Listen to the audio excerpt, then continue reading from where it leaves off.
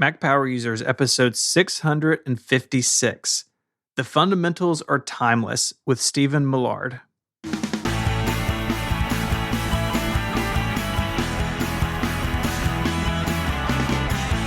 Hello and welcome back to Mac Power Users. My name is Stephen Hackett. I'm joined, as always, by my friend and yours, Mr. David Sparks. Hey, Stephen. How are you? I am really good. I got a bunch of fun stuff to talk about in our housekeeping section, but let's introduce our guest first. Yeah. Welcome to the show, Stephen Millard. Hi. Thanks for having me. Stephen is one of my favorite nerds on the internet. You can find him over at Thought Asylum.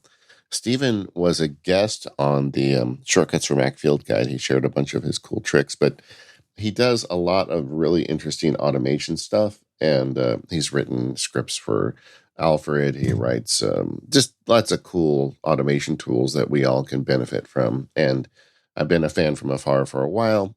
Stephen did come on the Automators. We'll put a link in the show for the Automators show he guested on, but I just, I really appreciate what you've been adding to the internet lately, Stephen, and I wanted to share all your goodness with the Mac Power Users audience. So thanks for agreeing to come on. No problem at all. But before we get into talking to Stephen, we do have some housekeeping today, and it's the big housekeeping, the most important announcement of the year. Stephen, what's going on with St. Jude? Yeah, so it is September every year. This time of year, Relay FM takes some time to raise money for St. Jude Children's Research Hospital. If you're not familiar with St. Jude, they are celebrating 60 years of leading the way the world understands, treats, and defeats childhood cancer and other life-threatening diseases. And the way they do this is by combining cutting-edge research and treatment with the most amazing institution that I can think of, because they don't charge patients' families. They don't turn anybody away due to race or religion or anything like that. And if you're a St. Jude patient, your treatment bills are taken care of for you. And like I said, it started 60 years ago by Danny Thomas. He had this goal of finding cures and saving children. And it's just an amazing place. I've benefited from it directly. My oldest son is a cancer survivor. He was a St. Jude patient. When he was 6 months old, he was diagnosed with a brain tumor, and today he's almost 14 and doing really well. And that is because of the care that he got at St. Jude. Their research and treatments are cutting edge. In fact, if you're on their campus and you look around, most of the buildings are actually housing research, and that research is not only for the benefit of St. Jude patients, but it is shared around the world. They have partners all around the world. Their research is shared. And it means that kids, both here and afar, can benefit from the work at St. Jude. But all this is funded by people like us giving. So you want to go to stjude.org/relay. And there's a couple of things there. As always, we invite you to make a donation. If you make an individual gift of $60 or more, you get this digital bundle with some wallpapers and this just absolutely bananas macOS screensaver that our friend James Thompson made for the campaign. I've been running it for quite a while now as we've developed it, and it's a lot of fun. And if you make an individual gift of $100 or more, you can receive a set of stickers as well as the digital bundle. But there are a couple of other things this year. So if you want to start your own fundraiser, you want to get more hands-on, you can do that. Fundraisers who set up a campaign and raise $1 or more get an exclusive St. Jude limited edition of the Relay FM Challenge coin. And if you fundraise $250 or more, you receive what my copy says is a unique desk mat. You can see it on the stjude.org/relay webpage. It's got the cartoon art of me and Mike all over it. I've got one here. It is, it's wild. It's a lot of fun having it on my desk. So you can fundraise, you can donate. A lot of people, especially in the MPU audience, may work for companies that actually have like a matching gift program. So if you work in a company, ask your manager, ask your HR representative, and if they don't have one, or maybe St. Jude's not in there, get in touch with us and we can help get that set up. If you do have a matching gift program, there's a form online again at stjude.org/relay, where you can fill it out and the match gets credited to our campaign. So lots of stuff going on this month, but really the heart of it is sharing the mission of St. Jude, what they do to keep these kids healthy and to give their families hope. And again, not charging their families for any treatment. I really can't say what that meant to us over the years. It's just incredible. So please get involved. Please donate. stjude.org/relay. I mean, can I just add that, I mean, we do a lot of stuff here. We talk about focus modes, we talk about, home automation, but we actually save lives once a year. And we don't save them by us talking about it. We save it by everybody pitching in together. And as a community, that's one of the things I love about this community. It's so generous. The MPU audience is always big in the St. Jude fundraiser. We were big before Stephen was on the show. When it was Katie and me, I remember the MPU audience was one of the biggest contributors, and I love that so much. In fact, this year, Stephen, what I'm going to do, because I have a perfectly fine Apple Watch I bought last year. Mm-hmm. So this year, I'm going to have you pick out an Apple Watch for me after the big event next week, and I'm going to donate that amount of money to St. Jude. Perfect. So you got to pick a watch for me, and that's going to be my new watch this year. I'm going to have a solid St. Jude gold. donation. No. Now, if they come out with a gold one, I'm going to be really nervous because I don't know, I have to get a mortgage or something. But I feel like Stephen will take care of me. But yeah, but I'm giving you the power again, man. Awesome. You have the power. Okay, so we'll figure that out on the show after we actually have watches we can buy. Yeah, that'll be next week, and that is a good segue. We are, as this show comes out, really just a few days from Apple's event. So our next episode, we're going to be talking about their announcements, and we're going to get into iOS 16 some. So keep your eye out for that. Definitely kicking off kind of the busy season of Apple stuff. St. Jude stuff's all at the same time. September's busy, but it's the best kind of busy. Yeah, I love that. It's all happening at once, buddy. Mm-hmm. All right, Stephen, thank you so much for coming. I talked earlier in the show that you're blogging over at Thought Asylum, but also on Twitter, you're SYLUMER. What's the story behind that? So that just comes from the website, really. So when I was setting up my website, I was struggling to find a name for the website, and eventually I settled on Thought Asylum, a place for my thoughts to be safe and published. And on Twitter, there was, you get an @ sign in front of your username. So I kind of took Asylum and added an ER on the end, and then just dropped the @ for the name, really. So Asylum. That's all it is. Yeah, okay. Yeah. I was thinking there was something deeper to that, but now that I look at it on the screen, unfortunately not. Kind of obvious. But and then you've also got tech tutorials by Asylum on YouTube. That's a new thing you're starting doing. We're going to talk about that today. More power users, how you got started with YouTube and how that's going. But you've been using computers your whole life. So let's get your origin story for the Thought Asylum. I mean, when's the first time you sat down at a computer and started making stuff happen? So I would have been about 7 years old, and my parents bought a microcomputer, something called a Sinclair ZX Spectrum, and it was a little black box with rubber keys, and it came with a manual, and the manual taught you how to program in BASIC, and I basically just sat down with that, taught myself to program. And that one sold in the US as well. It was for people in the US. It was known at the time as the Timex Sinclair, and I literally would have sold a kidney for one at the time. I was like, how old was I at the time? I was like 12 or so, and I really wanted one of these. I remember it, and it put the BASIC up on a television screen. Right? It was not. Yeah. It is not what we would think of today as a computer. Well, that's good. Though. You started at the beginning, so you've kind of seen the whole journey. Yeah. I mean, I kind of started with that, and then I got some programming magazines that were out at the time in the UK, and I went through those. And then I didn't really touch computers again until I was studying. I left school and went to like a local college for some further education. I started studying a bit of more about computers there, and I attended a night school class with my mother, and we learned about PCs. So that when I then went on to university, I actually knew what I was doing with them. and I did my undergraduate degree, and as part of that I started using computers a bit more, and then I ended up doing, after that, a master's degree in computer science. So I really started to get more and more into computers as time's gone on. Yeah. And what was your focus in the master's program? I know that there's computer science can mean a lot of things. Yeah, so it was a course on information processing, which was just a very generic name within computer science, but we covered quite a broad range of things, and I ended up specializing in graphical tools to help you solve logical problems towards the end of the year.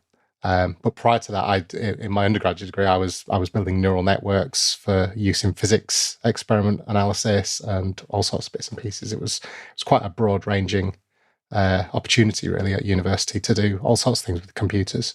I can also see how, with a degree like that, the appeal of workflow, turn shortcuts, and all of these kind of block-based automation tools must have appealed to you, because it sounds like that's not that far off from the kind of stuff you were studying at university.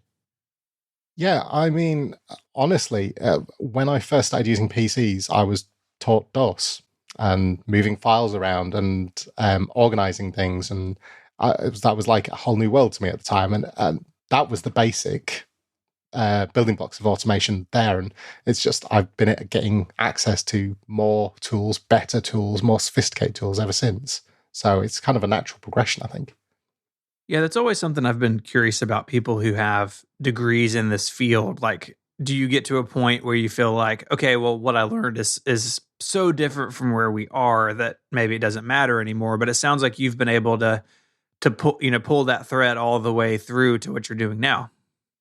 Yeah, absolutely. There's a lot of the fundamentals are timeless, if you like. A lot of the skills around logic that you learn, a lot of the mathematics that you pick up, the design approaches, the user interface development principles, they don't really change that much. They might evolve a little bit, but the tools that we use are constantly evolving, and that's kind of that's where the action is. I mean, even because we were kind of kids around the same time, the original programming paradigms were very literal, and you had to program from beginning to end, whereas now they have APIs and they have subroutines, which was totally foreign to me as a child when I was doing programming. It is, you really have seen the evolution over the course of your career. Yeah, I mean, I would say in my current role, I don't really get to see the cutting edge sort of things that are going on, but I kind of am maybe a few levels removed from that in what I'm currently working on. But it's still a really exciting time. I've been like a kid in a toy shop ever since I got my hands on a keyboard, really. And you started learning PCs, but eventually you found your way to a computer with a little Apple on it. How did that happen? Yeah, so probably a little over 10 years ago, I was in a role where I was running a small IT department in higher education, and we had everyone kitted out with PCs. We were very much a Dell PC sort of place. Everything was Microsoft, apart from one guy who was a designer who had a Mac. And because we're the IT department, we had to support him, and I knew nothing about Macs. Wait a second. Wait, you were IT and you took efforts to support a Mac user, a single Mac user? Yes. What is this? What is this strange language you speak? I don't like not knowing things. I mean, when I started my career, I was working on mainframes. As long as it's a computer, I'm quite happy, no matter what it is. But I knew nothing really about Macs. I'd briefly used some at university, and the experience honestly was quite poor at the time. They were known for crashing, but they were quite old Macs, and so I'd never really thought to do anything with them. They had a reputation of being for multimedia at the time, I think. But I wanted to support this person, so I went and I bought a Mac Mini. So I bought the most entry-level one I could, just to start teaching myself what it could do, how it could be used, so that I would have some idea when he started talking to me about problems he might be having with his Mac, I might be able to help him resolve them. That's great. I mean, we've got a lot of IT professionals listen to the show, and they're all, your version of IT. But it's just during my career, so often I would bang into IT people that as soon as you told them you had a Mac, the walls, got built. Yeah. Yeah, no, especially then, right? I mean, I think it's still true today to a degree, but if you're thinking about the late '90s, I mean, good grief, you were the weirdo with the Mac. It was also, though, the time where people would walk up to you in an airport and ask you about your Mac. Like, Yep. if you had a Mac, and that's happened to me, like every time I take a flight, the only other Mac user in the airport would come up and befriend me. It's like, oh, you too. Hey, let's talk. We're friends. Well, either way, so you got yourself a Mac Mini. You started to learn it. So, what were your initial impressions? It was very pretty. I would say was my initial impression. It was you could tell that a lot of thought had been put into not just the function of the user interface, but the design of it. It certainly had a very polished feel to it at the time. I think it was probably snow leopard sort of time. I think when I got that Mac. Okay. And yeah, I started using it. I started looking at the software that was available, and I found a few pieces of software that were not like anything I'd seen before on the PC. So I think the first one that really caught my attention was Rogue Amoeba used to produce a piece of software called Radio Shift, which allowed you to record radio programs off the internet. And you could set it to come on and record that and save it. And that was great, because that allowed me to kind of almost like build my own podcast, if you like, of certain things on the radio that I would otherwise miss because I was out of the house or I was asleep or something like that. So that I kind of started to get into some sort of elements of automation around that. And then I started finding tools like Text Expander and Keyboard Maestro, and it just kind of kept growing from there, really. Yeah. Is there anything, because I get asked this often because I wrote the Keyboard Maestro Field Guide, is there anything like that on the PC? Not quite, no. Not that I've come across. Yeah. There are lots of tools, but I think the nearest one is Microsoft have Power Automate, or Flow as it used to be called. I think that's kind of a bit more if this then that, but it has desktop components as well. And there's a lot of robotic process automation tools out there that are kind of getting to that sort of idea of what Keyboard Maestro does, of interacting in that sort of way. But they are considerably more expensive in terms of licensing, and you tend to find those in corporate environments. Stephen, have you noticed that whenever we have a switcher on the show, that the thing that usually almost every time is the thing that pulls them in is the third-party software? I mean, the Mac is a great piece of hardware, but it is the Rogue Amoebas, the Keyboard Maestros of the world that really are the reason why we all love it.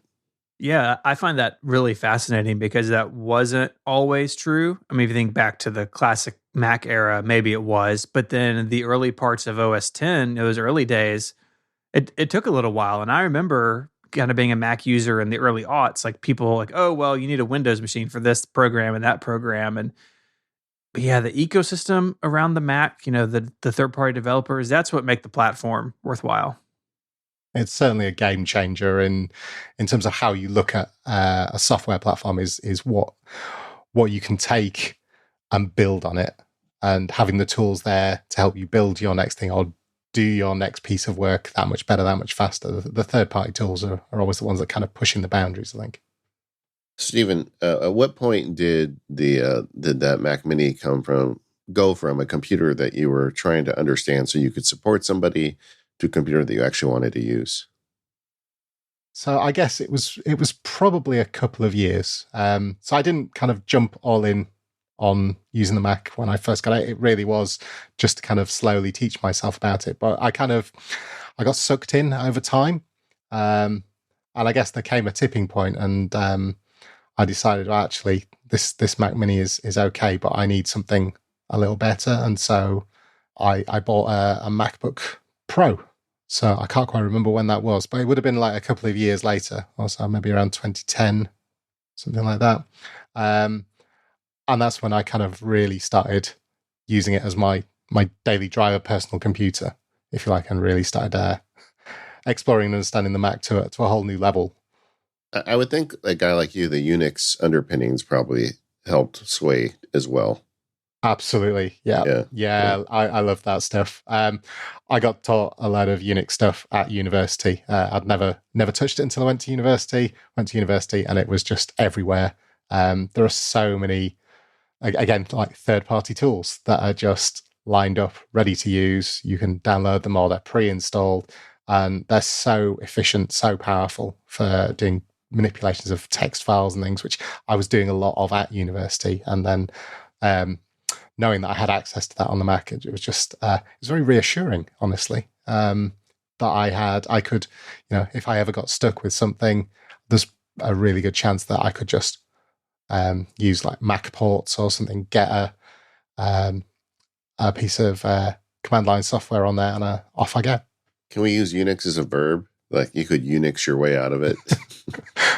That sounds good to me. I feel like people that are really into Unix do Unix their way out of a lot of things. Yeah, I mean, I don't get to use it day to day currently, but it is so powerful when you start chaining everything together and building your scripts to move things around, to process things. It's so efficient. This episode of the Mac Power Users is brought to you by SaneBox. SaneBox is one of my favorite services because every day it helps me wrangle my email, and it can help you too. SaneBox learns what email is important to you and filters what isn't, saving you hours. The way it works is SaneBox looks at the sender and the subject line of each email and then uses its own knowledge to figure out if that is an important email to you or not. And it is spooky good at this. So when you check your email in the morning, rather than having 100 emails in your inbox, you've only got the 7 most important ones. And it puts the rest of them in other mailboxes. And one of the most common ones it uses is called Sane Later. So it's something you can look at later, like the advertisement from Land's End or something like that. It works with all kinds of programs and services.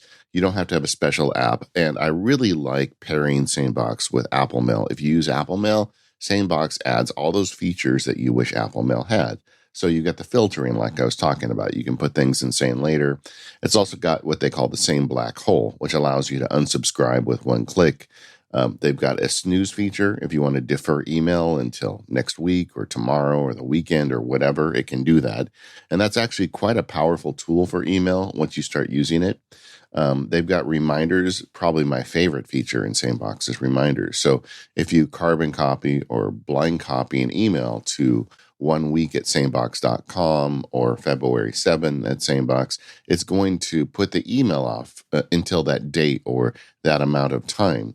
And it's going to check to see if you got a reply. So if I reply to Stephen and then I copy it to 1 week at sanebox.com, if he doesn't reply to me in a week, it's going to let me know. I used to have a super complicated way to keep track of email replies. Now I just use the same reminders feature and I'm good. And it's more than filtering too. You can move attachments to Dropbox or other cloud services. And they've got pricing plans going as low as $4 a month. You get 14 days for a free trial. I recommend you give it a try. The conversion rate for Mac Power Users listeners is super high. And it's because the Mac Power Users are people looking to save time, and SaneBox really delivers on that promise. So go to sanebox.com/MPU.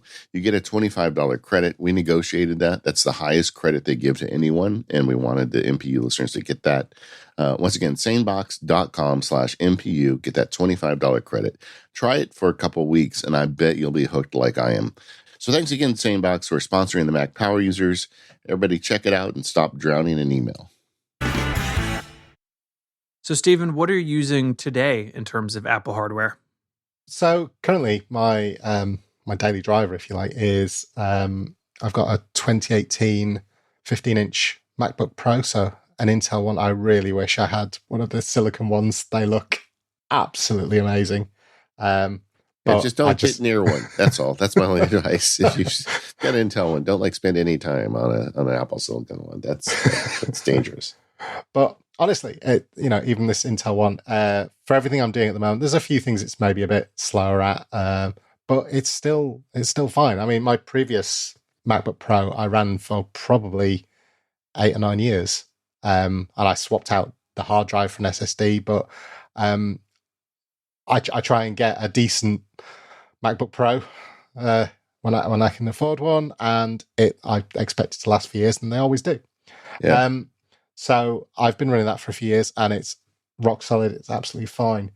I did eventually replace my Mac Mini with another Mac Mini as well. So I have that running as an always-on Mac that's doing various bits and pieces for me as well.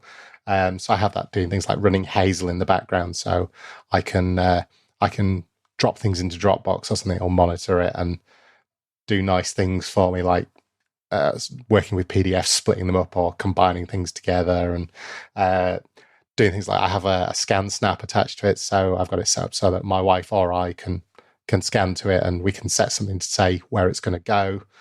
And I have a label printer connected to it, which I can then trigger remote printing of labels for various things, and things like that. So that's kind of like my little workhorse in the background. But that one was feeling its age, and so that's actually running off an external SSD now. And just even by adding an external SSD, that has extended its life massively. So I don't even feel like I need to replace that at the moment. I think that's from 2014, and that's still going strong as far as I'm concerned. Man, I am hearing the siren song of a Mac Mini now that I've kind of settled on this laptop existence. Oh boy. Yeah, I'm just saying, it's lingering back there.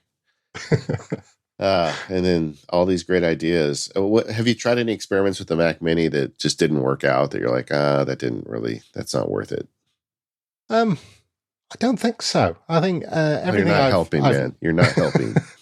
Everything I've needed it to do, it's done. But I'm not exactly taxing it a great deal. I've got a few services and processes running on there constantly that I can access remotely. But it's not being pushed to its limits as it is. Are you doing the backups on your like your wife's computer on it as well?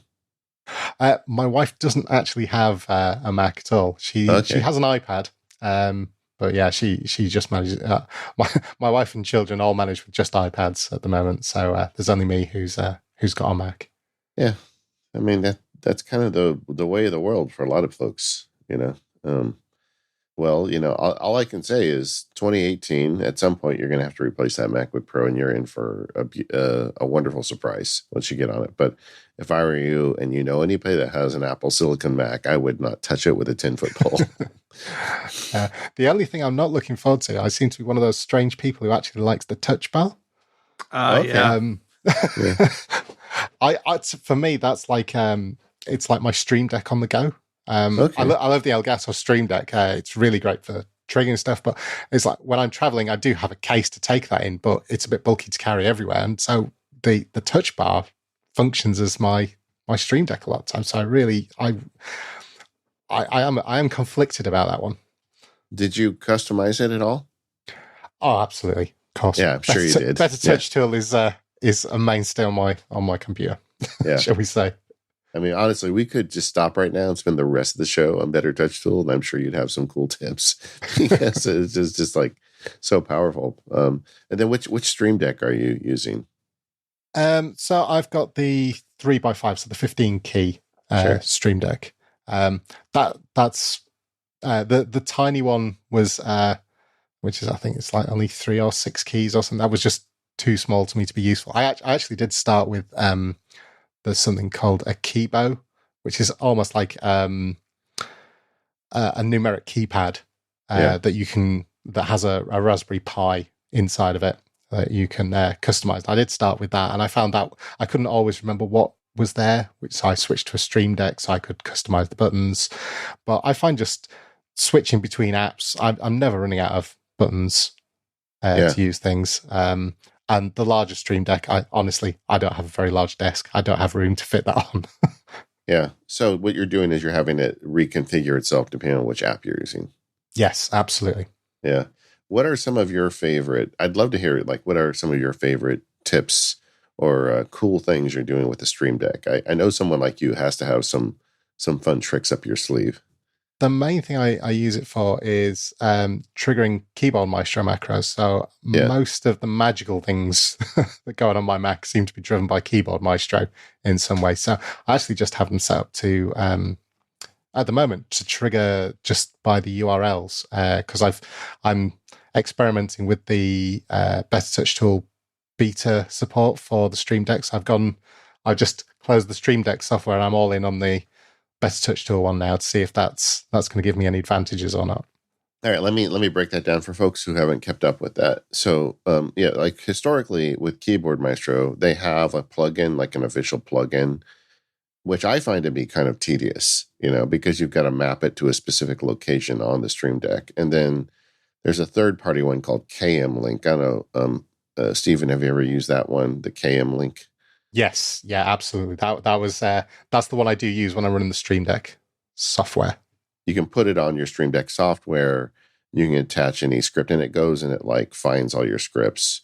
And if it's like me, it's a lot. So you have to do a lot of scrolling when you set it up. But now, Better Touch Tool, they have a feature where you can entirely control a Stream Deck from Better Touch Tool, which would mean that you no longer need to run the Elgato software, and you can just run it basically native off of Better Touch Tool. So you're transitioning to that. How's it going? Yeah, so at the moment, all I've managed to do is to reproduce what I have in the Stream Deck software inside of Better Touch Tool. So at the moment, it's really just the same. So the next thing that I want to try out is doing some of the more dynamic scripting inside Better Touch Tool to see what interesting things I can do with the Stream Deck buttons at that point. But I literally have just finished the migration, if you like, or the reproduction, because what I didn't want to do was switch over and find that I had stuff missing, and so that was giving me a negative experience. So I was trying to make them equal and then move from there and see what that gave me. And then does it give you a visual representation of your Stream Deck or something, so it's easy to see what's where on the Stream Deck? Or it does not. I do miss that, but I just document everything I do. So I actually have a page in Obsidian or pages for each of the apps that I have, and each page tells me the location and what I've got set for each button. So I just keep track of things in there as well. All right, Stephen Hackett, I want you to note that Stephen just dangled the Obsidian hook in front of my face, and I did not even take a nibble. Okay, just so you know. But I do think that that is one nice thing of the existing Stream Deck software. It makes it really easy and visual. But I agree, the deeper scripting of Better Touch Tool, like Better Touch Tool, is the only app or the only way I've ever found to script moving a window to a different space. I have spent effort on this, trying to Apple script it, trying to find some way through it. And I don't know how he did it, but somehow Better Touch Tool has an action that does that for you, which I mapped to a keyboard shortcut for myself. But that's the kind of thing. Why wouldn't I want to put that on my Stream Deck? And you can't do it with the native software, but you could do it with the Better Touch Tool mapping. So I'm not far behind the canary in the coal mine there on digging into that. I just haven't had time yet. But I do like the idea of trying to get rid of the Stream Deck software and just run it on something that I like even better. Yeah. Well, you can run them both together. There is a plugin for Better Touch Tool, so you can use them both together. But apparently, the performance is supposed to be better if you're just using Better Touch Tool. But it means giving up the existing plugins and things like that. But I wasn't making a great deal of use of those on the Mac, so it's still an experiment at the moment.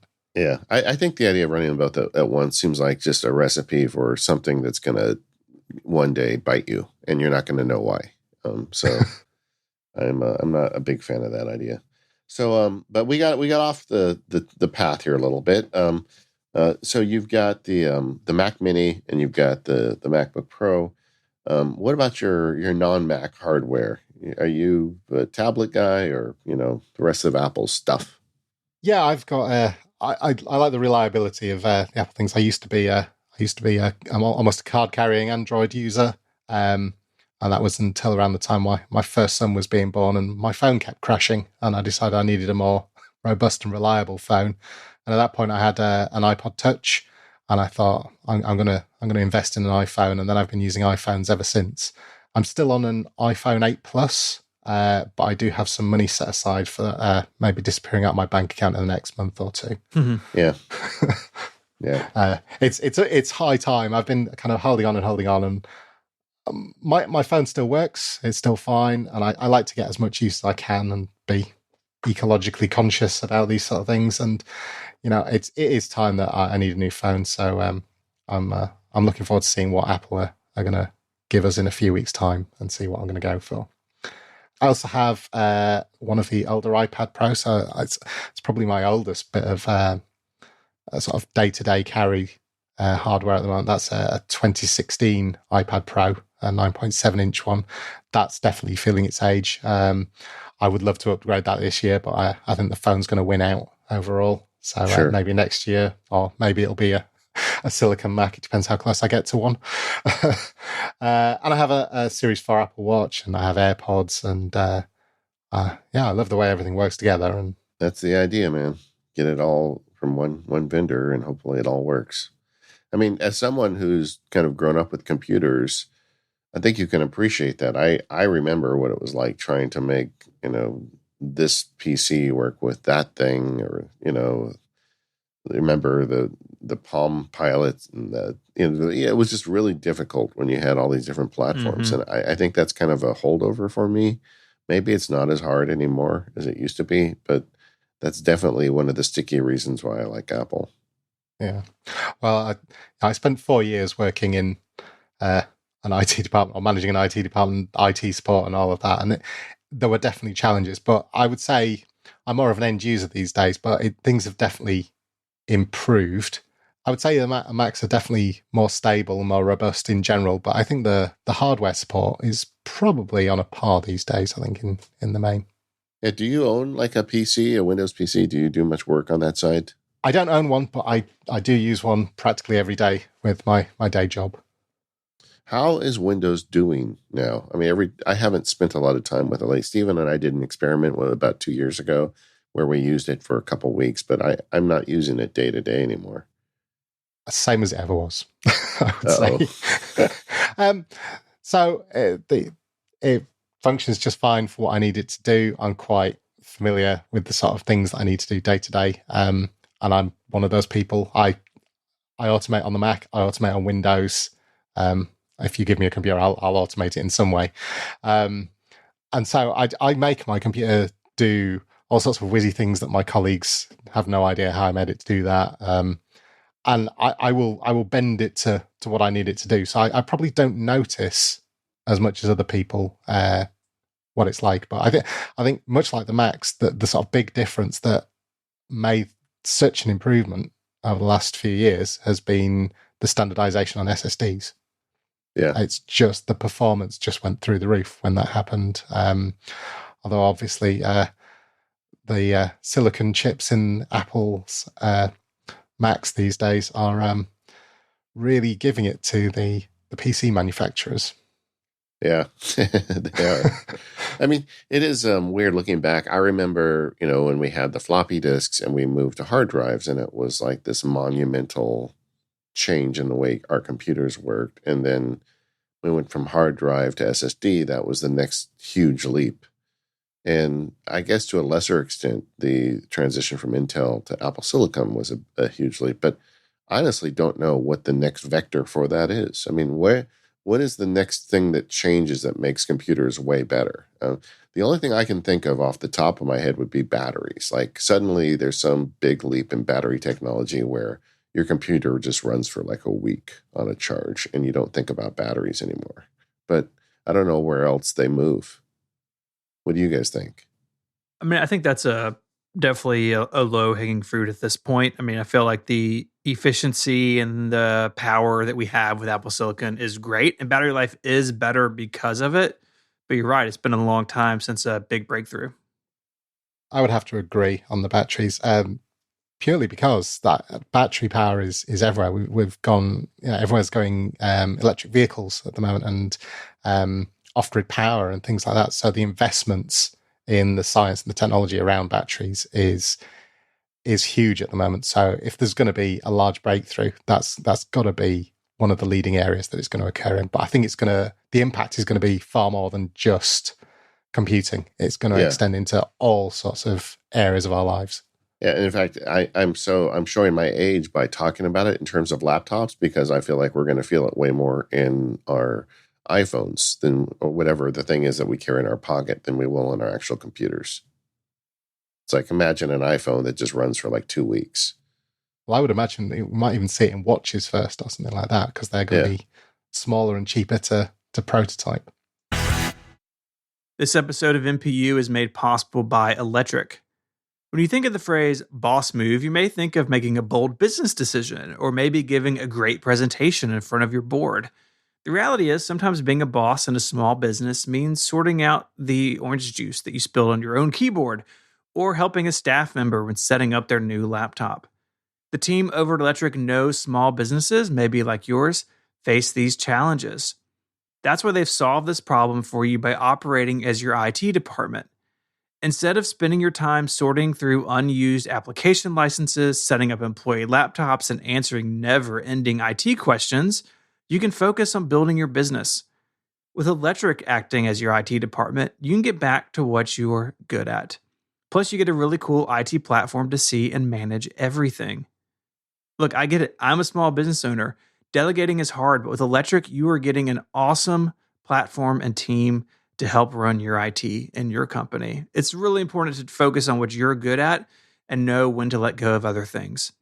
For MPU listeners, Electric is offering a free pair of Beats Solo 3 headphones for taking a qualified meeting. Sign up at electric.ai/MPU. That's electric.ai/MPU. Go there now for your free pair of Beats Solo 3 headphones for scheduling a meeting. Our thanks to Electric for their support of the show. Yeah, so Stephen, we've been talking for a while, and I haven't been able to talk to you about automation yet. You were one of my favorite people that is publishing stuff about shortcuts. You're taking the skill set you've grown throughout your whole life and coming up with some really great shortcut stuff. How are you using it, and what do you think of it? Yeah, I've been using shortcuts since it was originally Workflow. I saw all the press releases about it, sort of leading up to them releasing it, and I was immediately hooked. I think on a little YouTube video that they showed of it having all these interactions that were driven by the X callback URL linking between the application things, and I've just kind of I was really taken with the fact that it gave me a way to automate my phone. Previously, all the automations were kind of on the Mac itself, but being able to do it on the phone. I mean, I'd done little bits with Launch Center Pro and drafts and things like that, but this was cross app, and this was a little more exciting.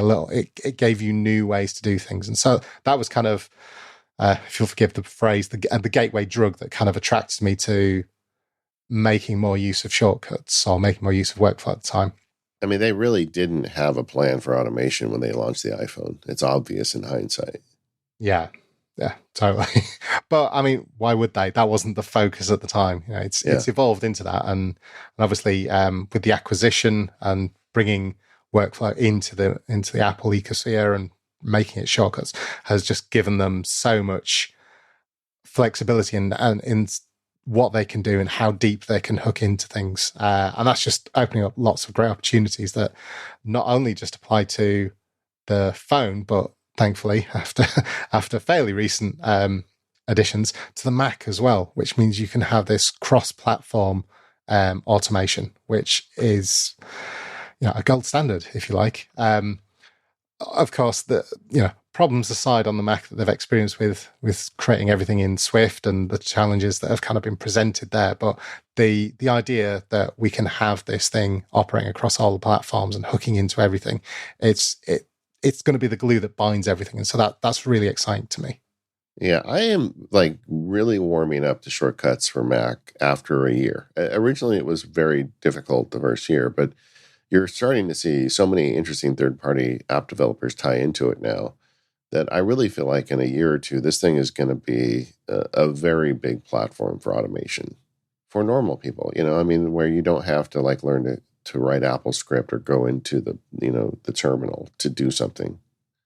It's really impressive to me how good stewards of Workflow Apple has been. I think all of us were probably nervous about that news, right? I remember, seeing a tweet like Apple's buying Workflow and sort of my heart dropping a little bit that they were going to disappear it. But really, it's been an incredible run. And yeah, the Mac app wasn't great when it started, there's always things to do.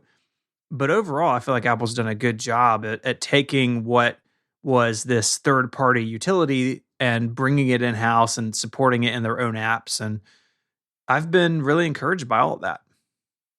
Yeah. Yeah. I mean, you've got Stephen's sharing a couple of shortcuts with the audience, and we're going to put links in the show notes. You've got this one here called Overcast Note, which I think is kind of brilliant.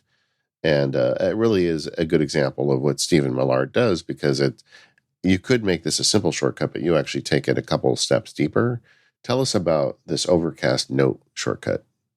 Yeah. So I listen to a lot of podcasts, such as Mac Power Users, for instance. And when I'm listening, there are things that I hear that I think, oh, I want to do something about that later, or I want to make some sort of note about it. And so what I did was I created a shortcut that I've tied to, there's an accessibility feature on the iPhone where you can set back taps to trigger a shortcut. So what I've done is, I think I've set it to a triple back tap where it will then trigger this shortcut. And the shortcut will then interact with Overcast, which is my podcast player of choice. What it will do, first of all, is check if it's actually running. If it's running, it will pause the podcast at that point. It'll then pop something up and ask me how I want to make a note. And I can either dictate a note, which is why I get it to pause, or I could type a note in. So I can, at that point, add my note that I want to make about this point in the podcast. The shortcut then also queries Overcast and gets the details of where in the podcast it is. So it gets a link with a time index. But then what I do is I also pop up a menu to give me a few time options to say, well, actually, I want to link to 30 seconds back or 2 minutes back, because usually my thoughts are going to come after I've listened to something rather than before I've listened to it. Yeah. So I kind of have an idea of like, well, roughly how long was that segment? Okay, I want to link back to roughly that. And so what it'll do is update the time index in the URL it gives me. And then what it does is it builds all that together into a note, which gets put into my Drafts app, which is where I take all of my ideas and everything kind of starts in Drafts. I'm a huge fan of Drafts. Use it all the time, but it dumps it into there so I can process it later.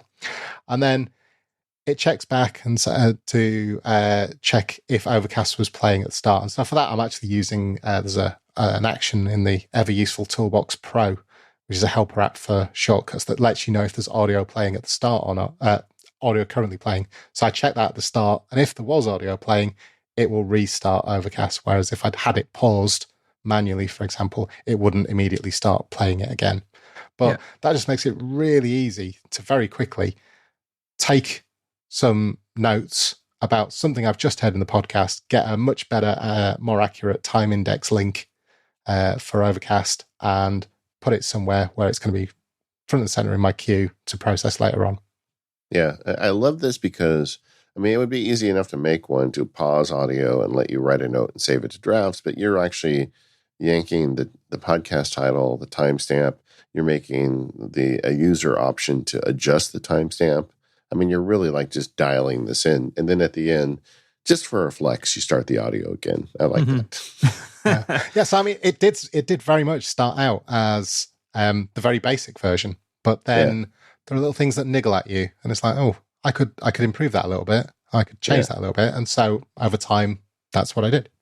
Could you talk a little bit more about Toolbox Pro for people who may not be familiar with it? Yeah, sure. So there's a fantastic developer called Alex Hay who a couple of years ago, or maybe 3 years, I'd lose track with COVID time, made an application and it was called Toolbox Pro. And it brings two shortcuts, just lots and lots of actions, but not just random actions, really, really useful actions. So actions that you just kind of feel are missing from shortcuts. And it's like, if you can't find it in shortcuts, there's at least a 50% chance you're going to be able to find it in Toolbox Pro. It kind of feels like it should be like the next evolution of an app to be Sherlocked. It's like everything in it should really be in shortcuts naturally. So it's just hugely powerful. It's one of my favorite helper applications for shortcuts. Yeah, and we had Alex on the Automators podcast as a guest on Automators 42. We'll put that in. But you're right. I mean, he's just looking for all the low-hanging fruit that Apple's not picking, and he's adding it to this little app. And it's a very easy purchase. Like this one, you're using it here. There is no action that says, is audio playing? Like, we just want to know, is the audio coming out of the iPhone? And he added that action. Otherwise, you wouldn't have been able to do this without a lot of hijinks. I'm not even sure I would be able to manage it with that. Yeah, it's perfect. There's just one simple action, drop it in, done. Well, we're talking about shortcuts. There's another one that you're willing to share with the audience that I thought was fun too, and that one is called Go Float. Good name, by the way. Tell us, and that one's for the Mac. So tell us about that one. Yeah, so the Mac has a different set of applications, if you like, that you can make use of that have shortcuts support. And so what I thought I'd do is I thought I'd choose one where there was another app which wasn't Toolbox Pro, but that used an app that gives you a huge amount of functionality in shortcuts that is otherwise missing. And it's one that we've mentioned already. It's Better Touch Tool. Yes. It just seems to add so many. When you kind of hear the description of Better Touch Tool, you wouldn't imagine it would have the support for shortcuts that it does. But it does add all these extra actions. So I wanted an excuse to give it a mention, really, in one of the examples. So one of the situations I find myself in is that I will be working on something, and usually for me, I want to reference some documentation. But I always have so many windows open on my Mac that sometimes things get lost behind other things, and I have to reselect it to bring it forward. And what this shortcut does is it allows me to take the current Safari tab and open it in a floating window that just floats over the top of other windows. And so you could use it for watching a video or something, but I do tend to use it for reference documentation when I'm coding or scripting something. And it just helps keep everything front and center. Yeah, and I call Better Touch Tool in the Shortcuts for Mac Field Guide the Trojan horse of shortcuts, because it feels like all the stuff that Apple didn't want to or didn't have time to do with shortcuts, he put in Better Touch Tool. There are so many functions in Better Touch Tool for shortcuts that, like, if you own Better Touch Tool already, open Shortcuts and just make a test shortcut and just go look at all the Better Touch Tool actions. Like, there are actions in there that completely change the way you can automate. Like, select a menu item. That is like the get out of jail free card of automation. Go to an app, go to the file menu and hit, new document or whatever. Just think of whatever app you use. If it has a menu item, you can now automate it, but you have to have Better Touch Tool installed because Shortcuts doesn't include that feature, but he did. And that's just one example. There's a bunch of them like that where you can automate things that just is not possible elsewise. In fact, going back when we interviewed Apple, because they came on the Mac Power Users right after they announced Shortcuts for Mac. Yeah. I actually asked them some questions about that. Like, are you guys going to support menu bar automation and some of the like historical ways that we have hacked together motivation or automations? And he kind of, in a nice way, kind of said, no, we're not interested in that. But you know what? Now you get it because it's in Better Touch Tool. Stephen, when it comes to automating shortcuts itself, because you can have shortcuts basically fire at different inputs, time intervals, location, that sort of thing. Are you taking use of any of those tools? And if you are, do you have an example you could share? Yeah, sure. I find the shortcuts automations really useful. I do wish they would have included that on the Mac as well. But I know, especially on the Mac. Like, how many people have a Mac that is always on? Even if it goes to sleep, like, how great would it be if shortcuts could wake up my Mac and do something in the middle of the night? It kills me that it's not there. There are ways to do it, but it's not built in, and I find that frustrating as well. I do have quite a few set on my phone. They're mainly based around the time of day. So I have ones that set my watch face and my focus mode at different times, particularly when I go to, just before I go to bed at night. I do have one that runs when I connect the phone to power. That checks if I'm on my home Wi-Fi and if it's after 9 o'clock. And then what it will do is it basically, the assumption is if it's after 9 o'clock, I'm at home, I'm put my phone onto charge, I'm actually going to bed. So it'll turn off my bedroom lights and it will connect to, I've got a Raspberry Pi in my bedroom running a piece of software called SharePort Sync, which is, it basically lets the Raspberry Pi function as an airport, an AirPlay destination. And so I have that hooked up to a little speaker under my bed, and it will connect to that. And then it will set a custom white noise playback running for 50 minutes from an app called Dark Noise, which I've got a lovely mix in there. It's kind of a very peaceful, outdoorsy rain campsite sort of mix. And I find that very relaxing, and that just helps me kind of drift off at the end of the day. Yeah, Dark Noise is fantastic. It's definitely, I think, David and I's combined favorite noise generator, and it works everywhere. And being able to automate with it is really cool too. Yeah, I mean, so many of the apps in that category are just kind of junky, and this one was made with so much care, you can really tell. And it's very automation friendly. And of course, it came over to the Mac. I love that. I love that. My kids love the little animated icons as well. It's perfect. Yeah. What are you most excited about automating on Mac with shortcuts that you haven't been able to do yet, but you can kind of see coming down the road? Oh, that's a good question. So I think at the moment, anything that I can't do, I tend to fall back to scripting or to working with Keyboard Maestro or something to achieve. But actually, the thing I'm really looking forward to is Toolbox Pro coming to the Mac. Unfortunately, I think I'm signed up to the beta, but I haven't actually jumped onto a beta version yet because I've been trying to keep my Mac nice and stable for recording this podcast, in fact. But at some point, I'm going to switch that. And I think there's going to be some additions in there that I think are probably the most exciting sort of thing. And that will open up new opportunities for things to do, I think. Stephen, you've got a lot of shortcuts. How are you organizing them? That's, I think, another thing a lot of people run into with shortcuts. As you get more of them, how do you organize them? How do you find what you want?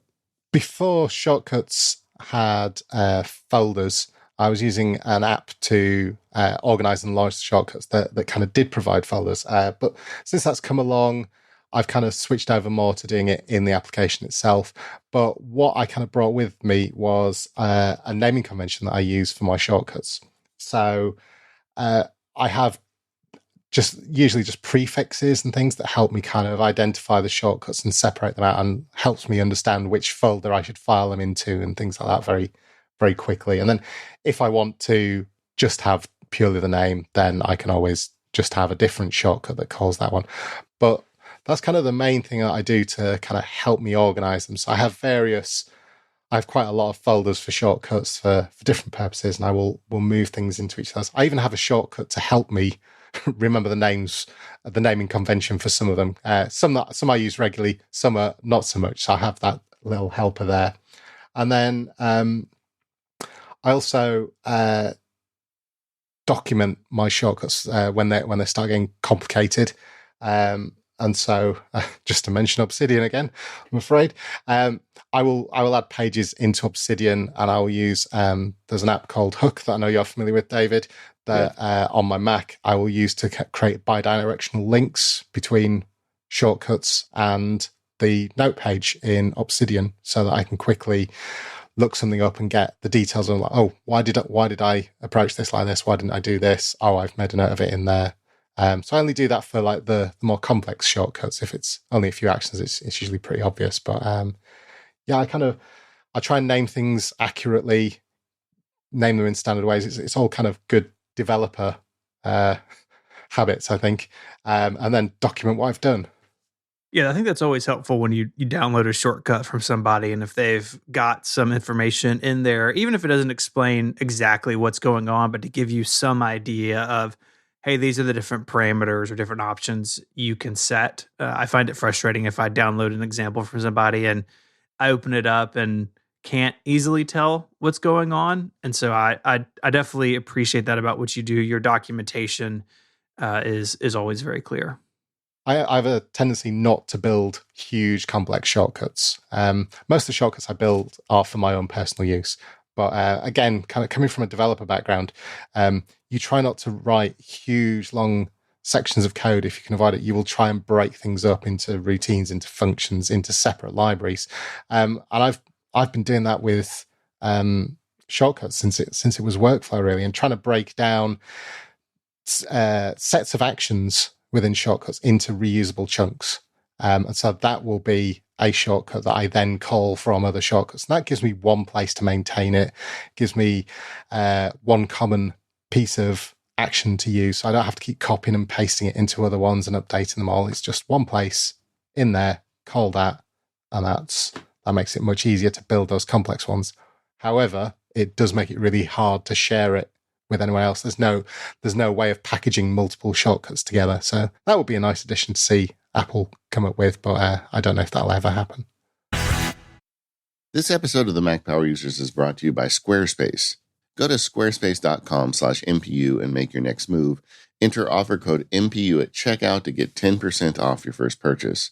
Squarespace is the all-in-one platform for building your brand and growing your business online.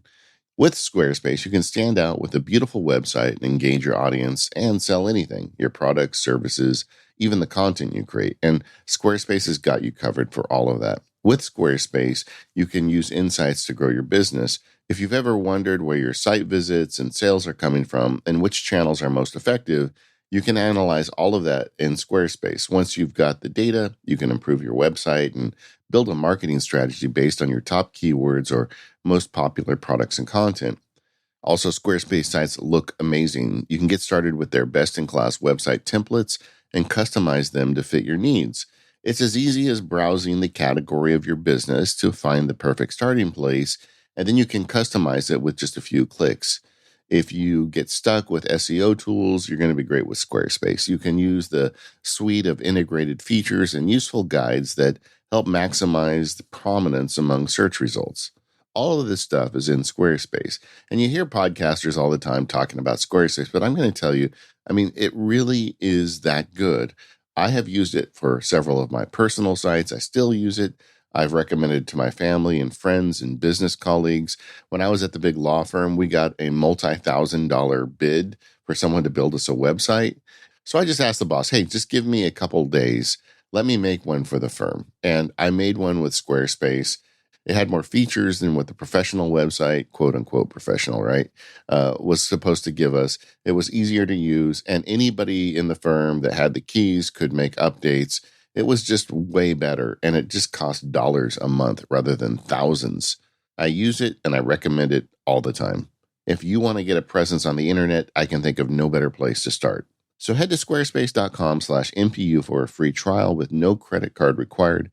And when you're ready to launch, use the offer code MPU to save that 10% on your first purchase of a website or domain. Once again, that's squarespace.com/MPU. And when you decide to sign up, use the offer code MPU to get that 10% off your first purchase and to show your support for the Mac Power Users. Our thanks to Squarespace for their support of the Mac Power Users and all of Relay FM. On past episodes of Mac Power Users, we've spoken a good bit about Alfred. I know it just got an update, and we talked about that in a recent feedback episode.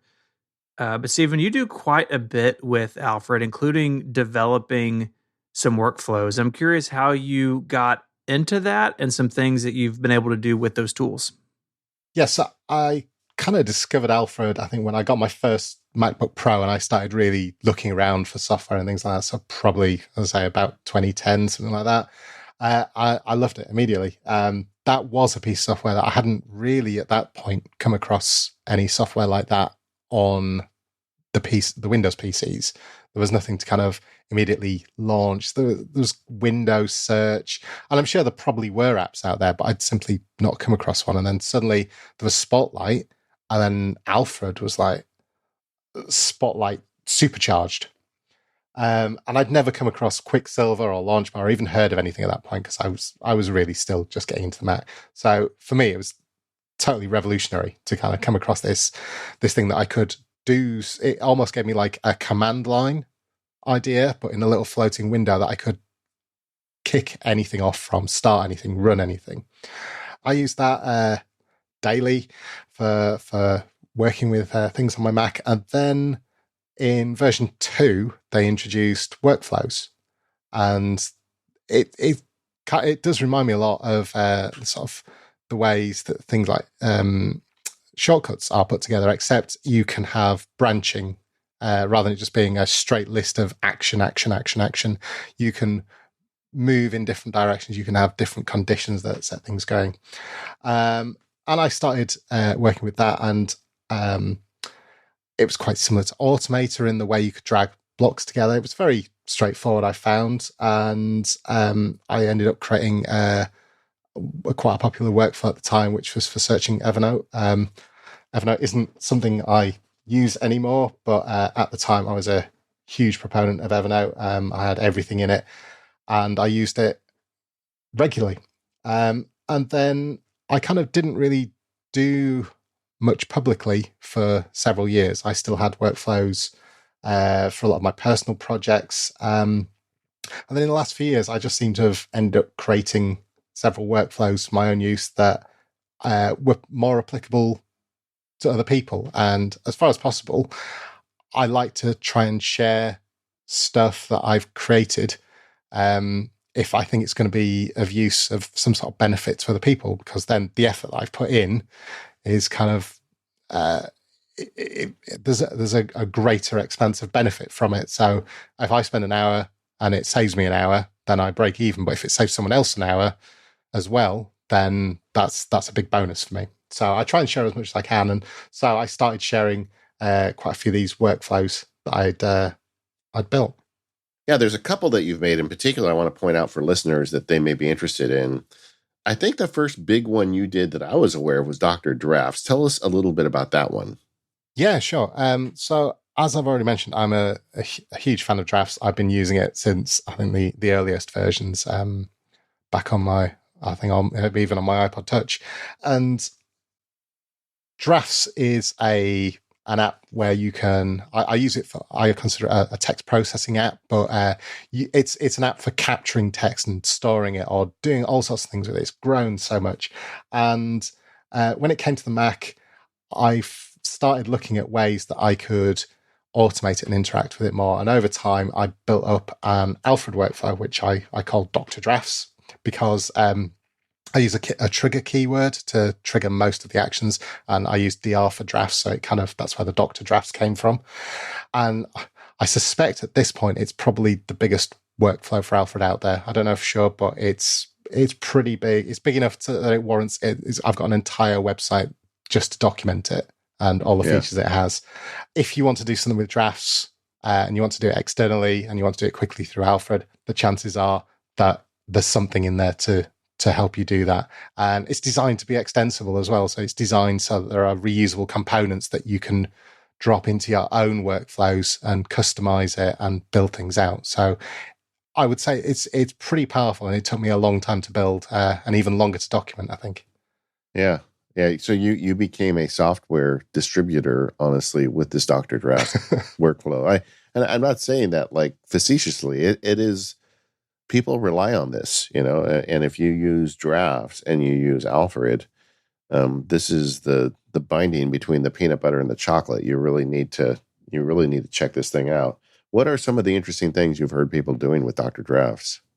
So I think most of the things that people have done have actually just been using the flows and the actions that are kind of built into it. But there have been some people who have built their own daily logs from it. So people will pop up Alfred, type in a quick phrase to trigger what they want to do, type in their entries, and then have Dr. Drafts behind the scenes build them an entry that goes into some sort of daily log of some sort. And so there is an example on the website of how you can build your own, and then people have kind of taken that and customized it and built out their own more personalized ways of doing it with extra details. I've had a few people who've kind of come to me for a little bit of help on customizing that, but it's usually pretty straightforward to do. And I think that's probably the main one that people get into is this. Again, it comes back to this quick capture, but not even going into drafts at all. It's like one line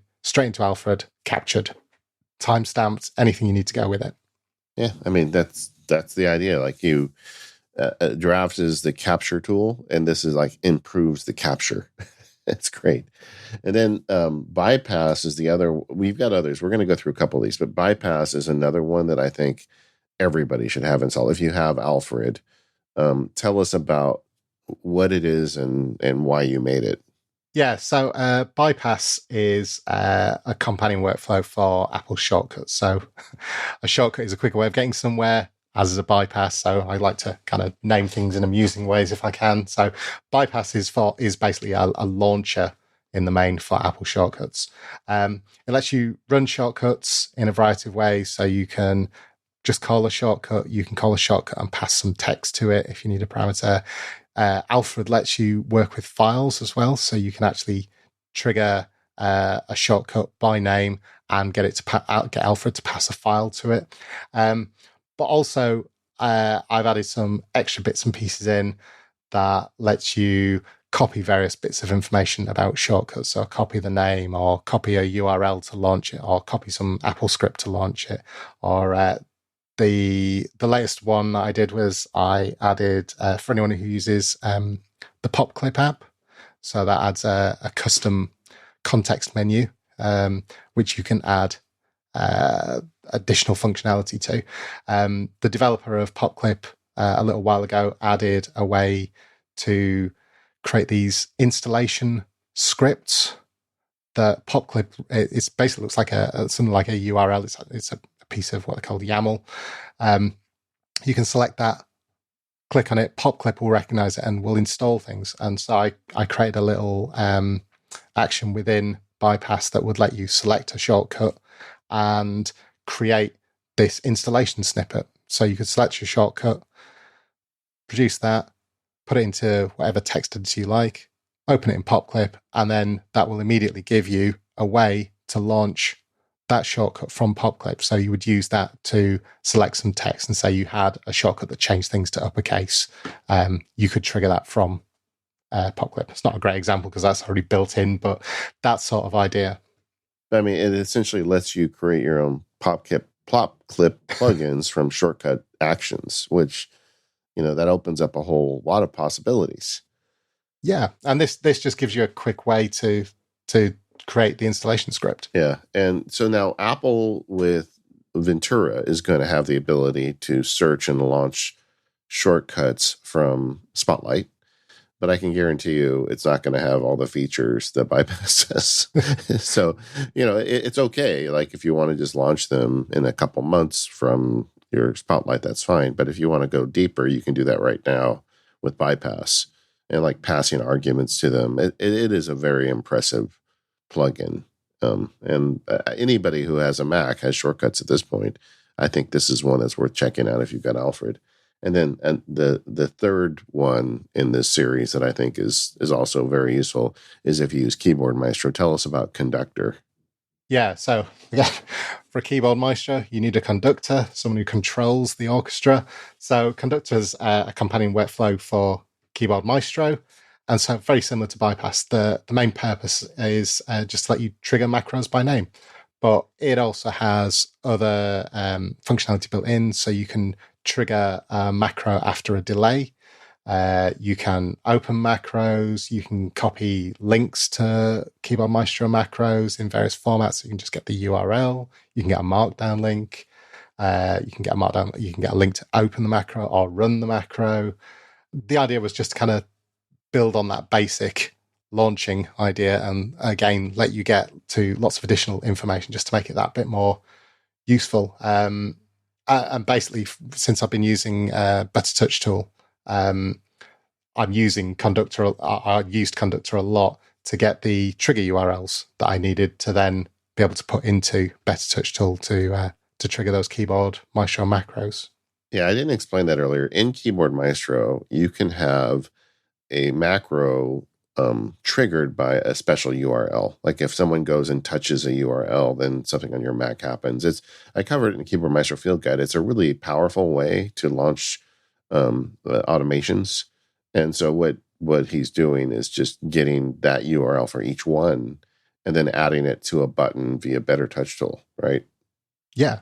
I mean, launching by URLs is just so useful because anywhere that supports a URL with that format, you can launch from there. So you can stick it in a text document or a markdown document and launch macros from there and things like that. So URLs are great. Yeah, you can even do it like from shortcuts on your phone when you're not even in the same building as your Mac, and it'll still happen. Yeah, so that's a slightly different URL to do that, but yeah. Yeah.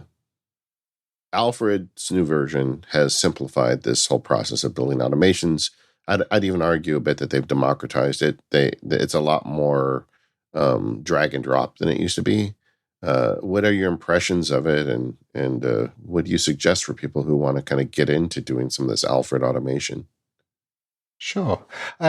So in version 5, there are a lot of nice visual changes, and things are just a little bit smoother. And they've added, when you're building workflows, they've now added a workflow palette that makes things a lot easier to find. So that generally makes it more accessible to people who are just starting out. So inbuilt into Alfred, and there has been for many versions now, are a lot of example workflows. And so they're a really good place to start learning about how to build your own workflows, because they start out quite simple. They're well commented, and it kind of leads you through the process. And then from there, workflows are not locked in any way. You can see what's inside them. You can look at them. You can modify them. So much like if you download someone's shortcut, if you download a workflow for Alfred, you can open it up, take a look at it, and start to learn about how that one works as well. And as usual, the best way to kind of start with coding or scripting or building something is to take an existing instance and try modifying it, rather than trying to build something from scratch and not knowing where to begin. But in terms of version 5 of Alfred and the sort of new features and things that they've brought in, they have some really useful things in there that are brand new. One of them is prefabs, which allows you to take collections of actions and pre-build them, that if you need to reuse them between workflows, that's very handy if you have kind of standard ones that you use. I kind of like it for even just single blocks, but pre-configured to ways that I like to use them and I like to configure them. That's very useful for that. And the other thing is that's brand new is automation blocks. Previously in Alfred, if you wanted to do something that maybe a little bit sophisticated, you would turn to doing some sort of Apple script or command line script to do that. And people would build them themselves and they kind of disappear into the ether behind the workflow, if you like. Whereas with automation blocks, the guys at Alfred at Running with Crayons, they've built these automation blocks for common things that people might want to do.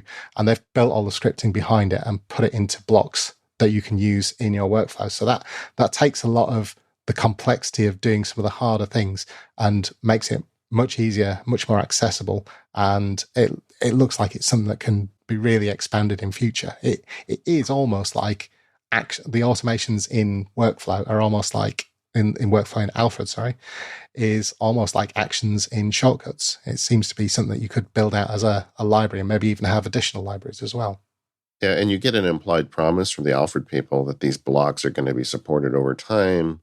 Whereas historically, if you went and got some JavaScript or AppleScript off the web to create a custom block and something in the Mac operating system changed and that suddenly stopped working, it was really difficult to debug and figure out what the cause of the problem was. And I got bit by that so many times. I feel like we're probably going to have more stable workflows now as a result of this.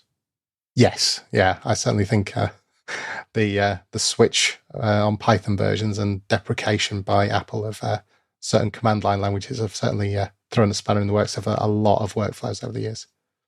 Stephen, we always like to talk to guests about some of their favorite apps and services, and you have a list. You came prepared today. Tell us about some of the apps and services that bring you joy and delight. Sure. Well, yeah, I'm a big fan of people's lists when they come on their MPU. So I was not going to be left behind on that one. So you're not going to just talk about Microsoft Word for 20 minutes? No, I'm not going to mention Obsidian either. So. All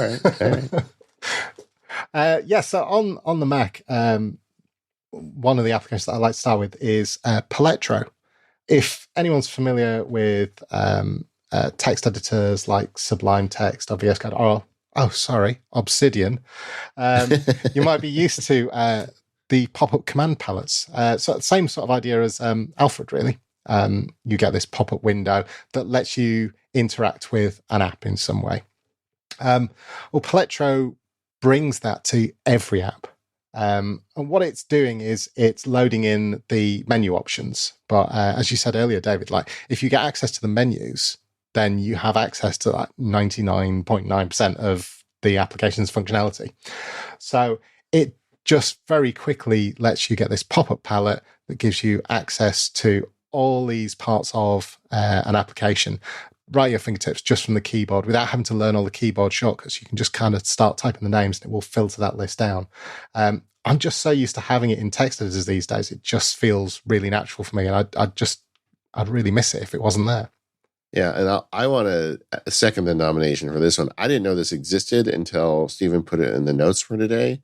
And it's part of Setup, so it didn't cost me any more to download it. And like now I get it, and I want this. This is a good one, gang. So you just hit a keyboard combination, and you get all the menu items under your fingers. And if you like command palettes, why not have a command palette in every app on your Mac? This is a great app. Thanks for sharing this. It's worth pointing out that if you have an app as well that already has a command palette built in, you can exclude it from those apps, so it doesn't conflict with anything, and you can actually keep reusing the same keyboard shortcuts and things as well. Very cool. Yeah, this looks awesome. I'm downloading this right now. All right, what else you got for us, Stephen? Okay, to keep on the theme, I do like my little pop-up windows that I can start typing things into and action.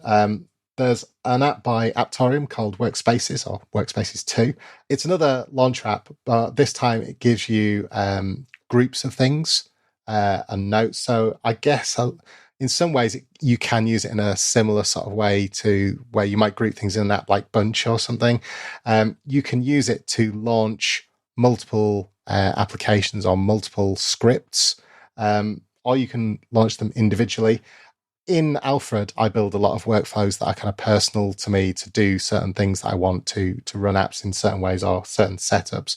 But there are ones which I don't use as frequently, and I can't really assign a common phrase to or things like that. So what I do is I kind of have it broken down into projects within Workspaces, and that just gives me quick access to things that are related together, but I perhaps use less frequently. But I do find it really useful when I need it, because otherwise I'd spend a long time kind of trying to remember what I called something or where to find it.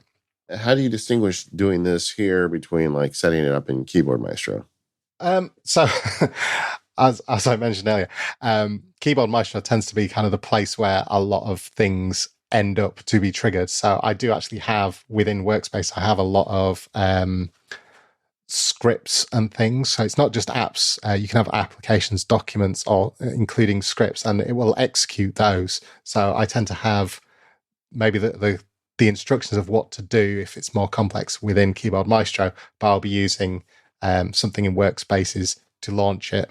But maybe that's held alongside some important documents that are relevant to it, or some other hyperlinks, or another application that I only use in those circumstances.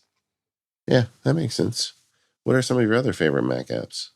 So one that I use quite a lot is one called Code Runner. Whilst you can write and run scripts, command line scripts at the command line, I just find Code Runner is really convenient. I could probably write something in Visual Studio Code or Sublime Text or one of the other sort of bigger editors that I might haven't used, but Code Runner is just really light, really fast. It gives you syntax highlighting, gives you prompts for things for whatever language you're working in. And I just find it a delight to use. I say it's not maybe not as powerful as a lot of the other editors and things like that I use, but that's kind of part of the appeal. If I'm just doing a quick bit of shell scripting, just having something that's kind of mentally, I can separate it out, and it's very quick, very light. It appears in no time at all and runs things, and I get the output in a console inside the app. It just makes, when I'm experimenting with trying to get a shell script working, it's just ideal for me. And it looks like it supports a pretty wide range of languages. So kind of depending on how you want to work, this may be a good fit for a bunch of different people who don't need, like you said, something maybe heavier or more full-featured. Yeah, it's a really lightweight IDE, if you like. With it doesn't have a lot of bells and whistles, but what it does well, and it does very quickly. What about on the mobile side? Anything there have you excited? Yeah, so I think earlier this year I came across an app which has an unusual name of just Code. But I think if you look for Code app, during my day job and also on my Mac as well, I use Visual Studio Code, which is a text editor that Microsoft created, but is open sourced. And it's very powerful. And I use that for a lot of the work that I do with drafts. So I do a lot of development of things like actions and things within drafts. I write a lot of JavaScript code for that.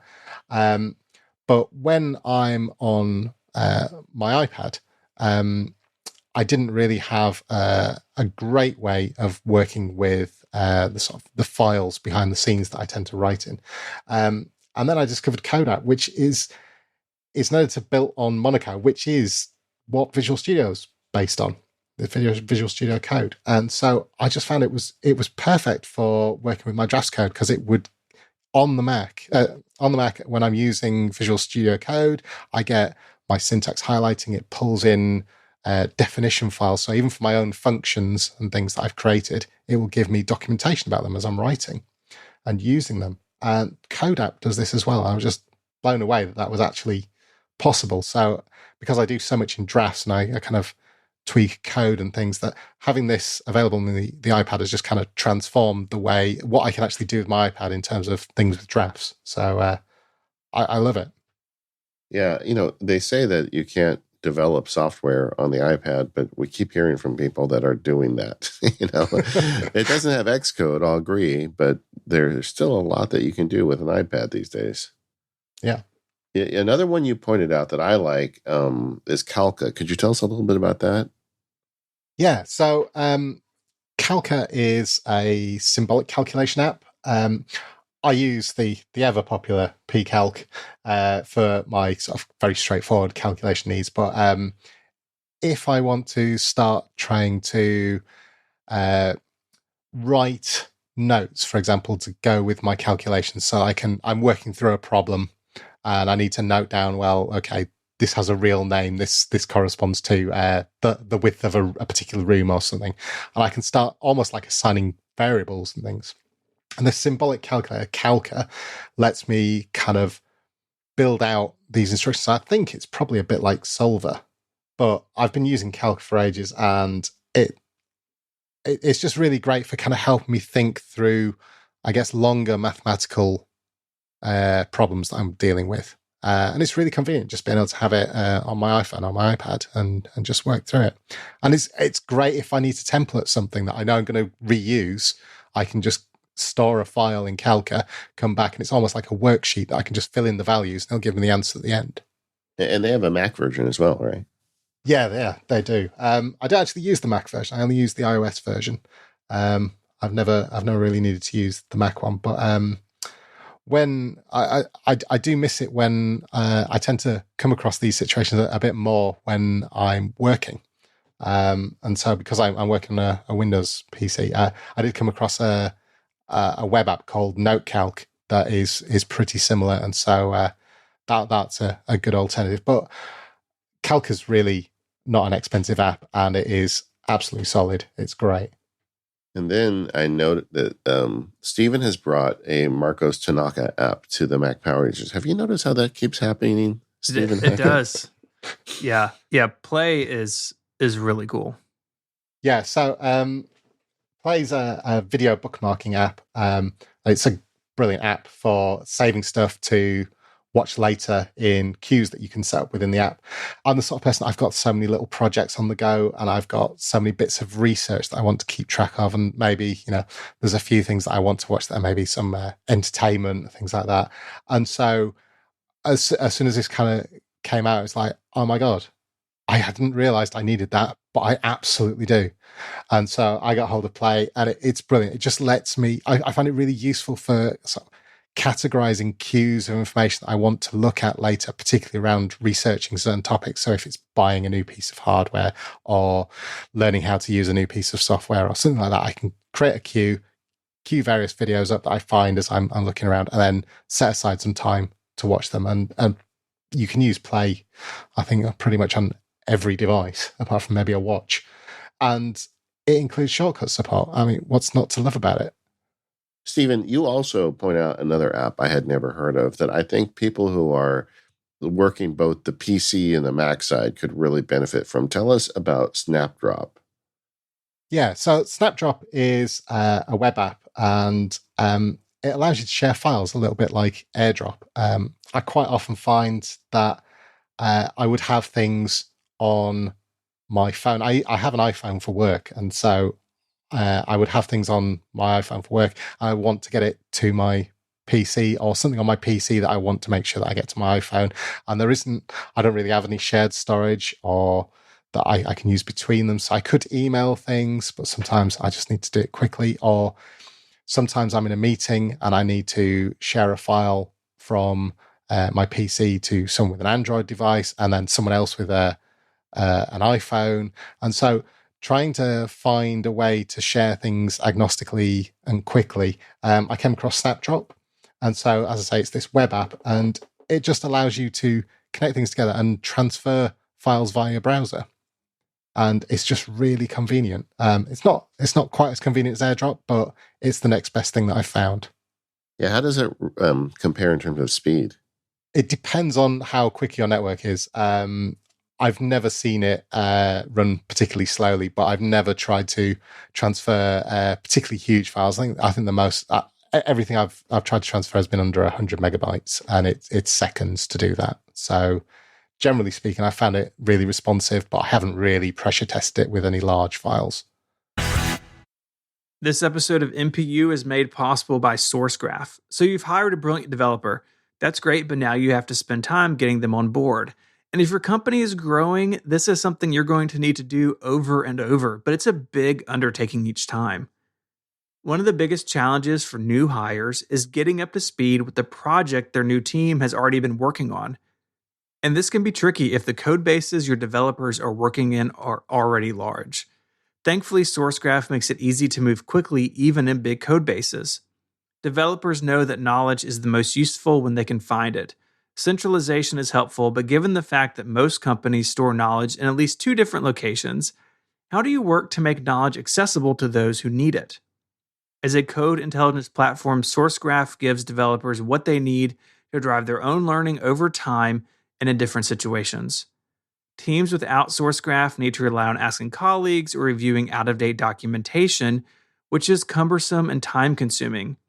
But with SourceGraph, every developer can search across millions of repositories to find specific code, saving time for themselves and everyone else.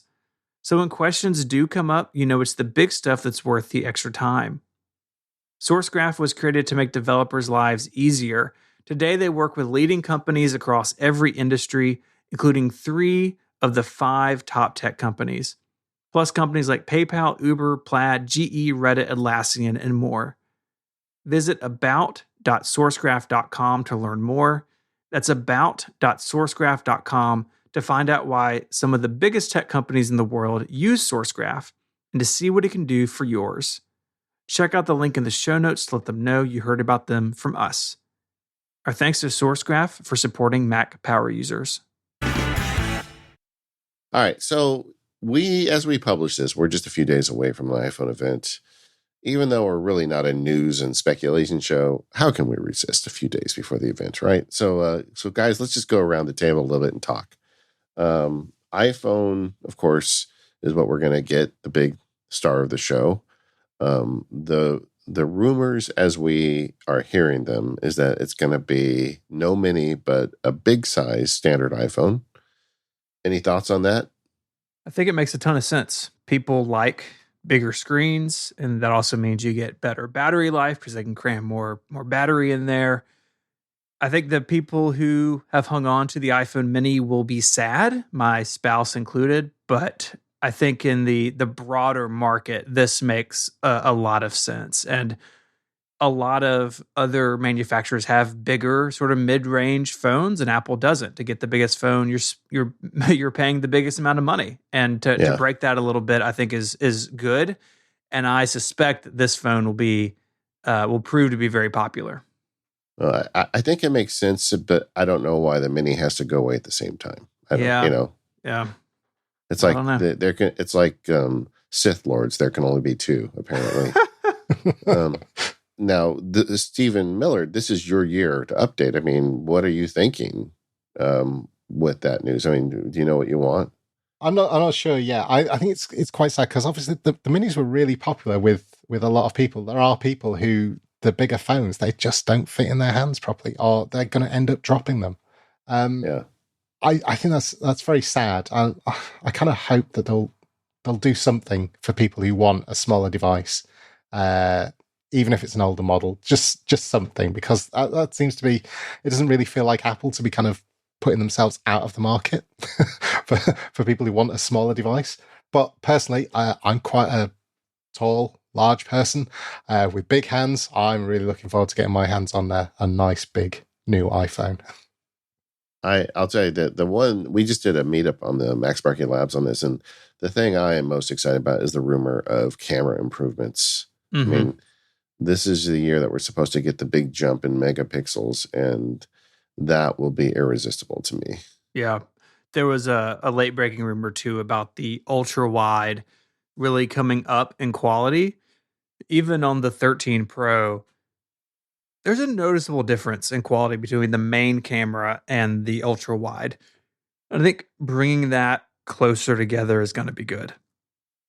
Yeah, and that is on the Pro, I would assume. But do you think we're going to get the upgraded camera on the standard iPhone as well? I don't know. I mean, the rumors have said that the standard iPhone is going to keep the same chip as we had in the 13. The design is going to be the same.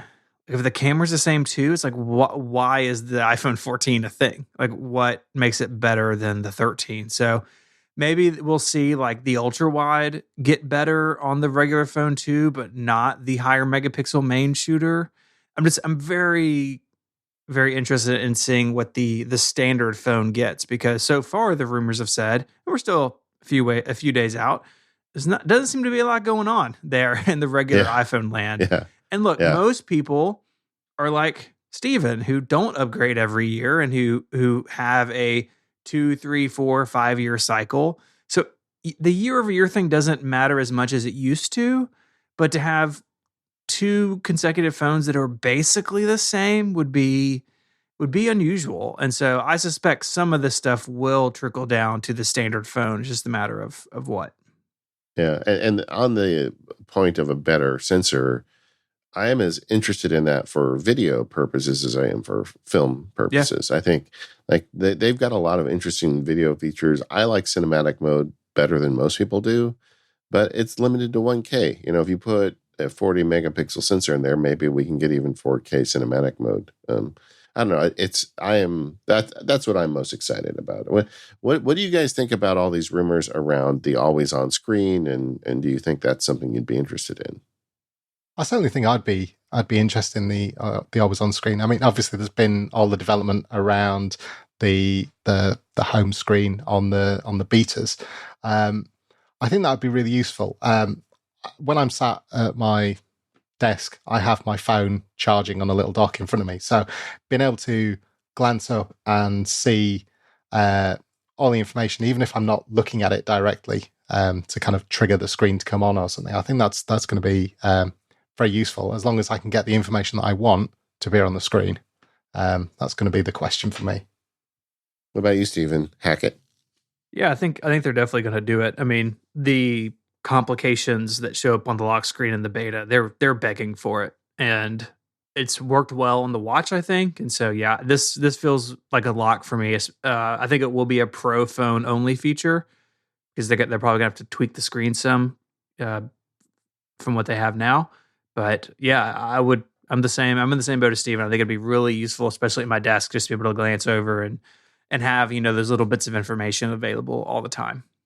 Yeah, it may change the way I store my phone because I lay it down now on a puck, and I may have to prop it up now because I feel like it's going to actually be useful information.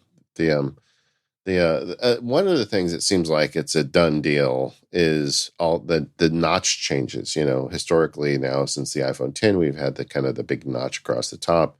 Everybody lost their mind about it for about a month and then forgot about it. And then now on the iPhone Pro, it looks like it's going to have two little cutouts, like one for a camera and one for probably the Face ID sensor array. And it looks almost like a little eye. There's like an elongated little notch and then a little dot next to it. Like it looks like a kind of letter I turned on its side. And I feel like my prediction is this is the next thing people are going to lose their mind about for a month and then forget about it. But I don't know. Are you guys worked up about that, or do you have thoughts on the notch changes for the Pro if that's the case? I just wonder what they're going to do with the extra pixels. I mean, yeah, why? What are they for? You're getting this extra screen estate, but what's going to go in there? Yeah. Yeah, my guess is not much. I don't think they're going to make a big change there. But changing the look of the phone is important in a lot of markets, and it does help spur sales. I think I'm like basically everybody else, where I don't see the notch. I don't think about the notch. Like it's completely faded into the background. I do think, though, this will give the phone a fresh new look, and that's important. But I'm not holding my breath for any major changes in terms of what we get up there at the top of the screen. Yeah, I do think, though, for some people, though, that is a big deal. It's like, hey, look at me, I got the new iPhone. And, yeah, definitely. And in parts of the world, that's a huge deal socially, and so Apple, wants to tap into that. And they were on this kind of 3-year cycle in terms of design, right? We had the 10, 10S, and the 11 all kind of be the same. And we've had the 12, 13, and now 14. So maybe this buys them another year with the flat sides. Look, if they never moved away from the flat sides, I'd be happy. I love the flat-sided look and feel.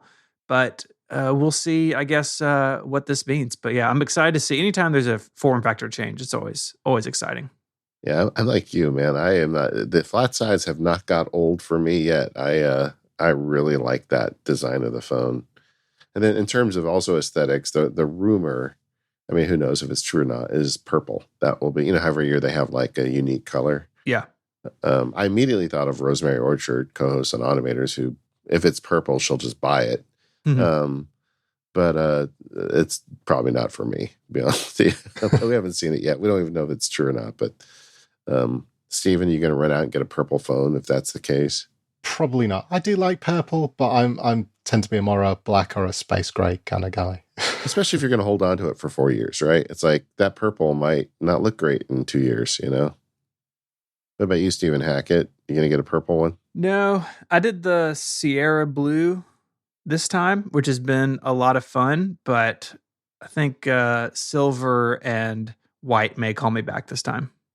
The other thing that I am interested in for this event, I think is going to be an interesting story, is the rugged or the pro Apple. There's a new category of Apple Watch apparently coming, and this isn't as sure as some of the other stuff we talked about, but it seems pretty sure that we've historically had the aluminum Apple Watch and then the higher grade materials, titanium, stainless. But they've always had the same guts on the inside. But it seems like Apple is about to announce some kind of pro version of the Apple Watch that is more than just different materials, that it actually has different features, probably different silicon inside. And, the Apple Watch has always been a device where whether you bought the most expensive one or the least expensive one, you got the same features, but now that may change. What do you guys think about that? To me, that sounds like a natural progression in the maturity of the product, really. I mean, when all these products are out, you get one choice. It was quite unusual, I think, just to have like two different watch sizes. So I do wonder if this is what we're seeing is the Apple Watch just maturing and starting to get a little bit divergent, starting to bring in different features that suit different people in different roles in different areas and different pursuits. So I'm quite interested by it, particularly if it is rugged. I think I have a terrible habit of bashing my Apple Watch against things. I'm amazed I haven't broken my screen yet. So, I mean, as someone who has done that several times, I'm a fan of something more rugged.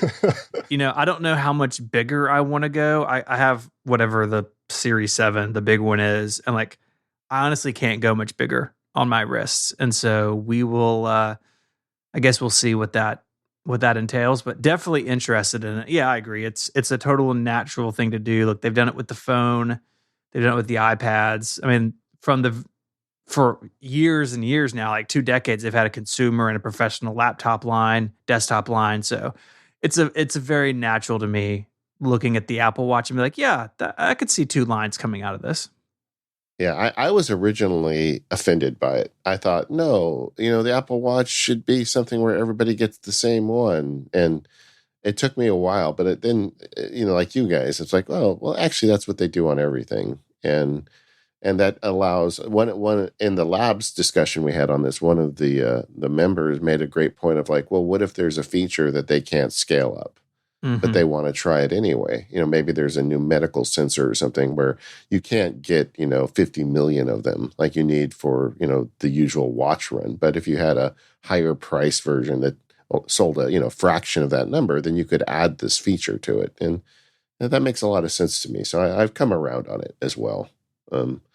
My one fear is that they don't make it too expensive because I've now pledged my watch budget this year to St. Jude. That's right. And I'm not sure what Stephen's going to do to me. It's like he's kind of silent. I don't know what all this means, but we'll see. There are other rumors as well. AirPods Pro, they've been talking about that in the rumor mill for like a year, and we haven't seen them. So that's something. You guys have any predictions, wishes, dreams, thoughts on AirPods Pro? I mean, it seems like it's time. They've done this every couple of years. And I mean, I use the AirPods too. So like I'm not in the market for the Pro ones, I don't think. But a lot of people are and a lot of people like them. And yeah, it seems like it's time. I don't feature wise, better battery life is always, I think, the top of the list for AirPods. But maybe they can do even more with the noise canceling, and we'll see. I don't see an AirPods Pro refresh being major, but it's kind of making everything a little bit nicer, I think, is what most people would look for. And now's the time to do it with the holidays around the corner. AirPods make great holiday gifts. Yeah. Somebody, I don't know, one of you two wrote Apple TV in the notes here. What is an Apple TV? I've never heard of that. Oh boy. Yeah. Are we going to get an update to the Apple TV? Is one due? Is this a thing where they're like, hey, we got it 4K. Stop, you got. Yeah, I don't know. I mean, they revved it a year ago or a year and a half ago with the new remote. So I don't know. I mean, the thing is too expensive, right? And I haven't seen rumors about this for a September event, so I don't think we're going to see this next week. But they should cut the price in general because it's bananas how much it costs.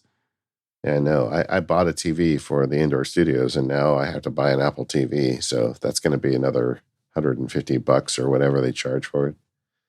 That's no fun. I'll tell you, I have a dream. It's not going to happen. It's certainly not this event. Is that Apple gets back into the Wi-Fi business and takes HomePods, Apple TVs, and Wi-Fi airports or whatever they call them, and makes a product ecosystem out of them. I'd love to see Apple use their talent to allow us to kind of build that out in our homes. And that's just a thought, but I'm not sure it's ever going to come true. All right. Well, I don't want to end on a downer. You guys think we're going to get a tease of any new products? Like something that goes on your face? Who knows? There's always a chance. Who knows? I mean, the iPhone is the biggest event of the year. Last time they had something new was the Apple Watch, and they tacked it to the iPhone 6 and 6 Plus event. So they've done that. The iPad Pro was announced with the iPhone 6S. So like, if there's something big and new, this will be the time that we see it. Other than Mac stuff, we're not going to see Macs here. That's for October probably. But is this the time? I don't know. We talked about it so long. I don't even want to make a prediction because who knows? But if we were going to see something that you put on your face, I think it will be with an iPhone or some big standalone event. Yeah. I could see them releasing something that you strap to your face 3 days after this show drops, 3 months or 3 years, and none of them would surprise me. Who knows? Who knows? It really feels like that time. The last time I felt like this was the lead up to the iPad, because the iPad was a pretty poorly kept secret. Like basically everyone knew Apple was working on a tablet, and it was a matter of, is it at this event? Is it at WWDC? Is it this event? And they ended up doing their own in January. But yeah, that's kind of how I feel with this. Like it could be whenever, and whenever it is, we'll deal with it then. Yeah, but if I had to bet a nickel, I'd say it gets its own event, and it's not the iPhone event. But yeah, I lean that way too, I think. All right. Well, either way, this is all all will be revealed a few days after this show drops. The next episode of Mac Power Users, Steve and I are going to go into what the announcements are, what they mean. Steven's going to spec out my watch, my St. Jude watch for me. Mm-hmm. And we're going to have a good time. So, and also both of us have been running the beta. So we've got a bunch of notes on iOS 16. We're going to be sharing that with you next week too. In the meantime, Stephen Millard, thank you so much for being so generous with your time and coming in today. Everybody go check out Thought Asylum. It's such a great resource. If you're interested in the stuff we talk about here, Stephen's going to have something that you like. We'll put links in for Stephen's Twitter as well, and also his growing YouTube channel, which we're going to be talking about here in a minute on more power users. But Stephen, thanks again for coming in. My pleasure. We are the Mac Power Users. You can find us over on relay.fm/MPU. Thank you to our sponsors today, and that's our friends over at SaneBox, Electric, Squarespace, and SourceGraph. We'll see you next time.